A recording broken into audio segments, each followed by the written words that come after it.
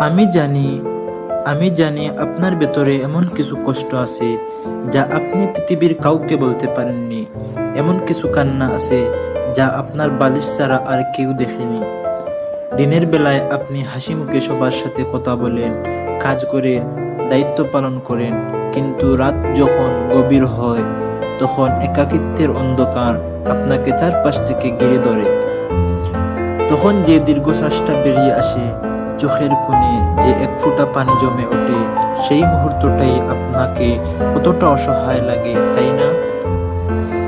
কিন্তু আমি কি আপনাকে একটা গোপন কথা বলবো? আপনার এই লুকানো কান্না পৃথিবীর সবচেয়ে শক্তিশালী প্রার্থনা। আপনার ওই ভাঙা হৃদয়ের প্রতিটি শব্দ আরশ পর্যন্ত পৌঁছে যায়। কারণ যে আপনাকে সৃষ্টি করেছেন তিনি আপনার হাসি মুখের বন্ধুদের চেয়েও আপনার ওই নীরবতা চোখের পানিকে অনেক বেশি বিশ্বাস করেন।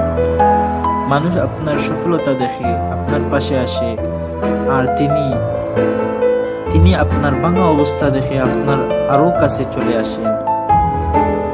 তাই পরের বার যখন নিজেকে একা লাগবে, যখন কাঁদতে গিয়েও শব্দ খুঁজে পাবে না, শুধু চোখটা বন্ধ করে বলবেন, হে আমার রব, তুমি তো দেখছো, তুমি তো জানো আমার আর কিছু বলার নেই।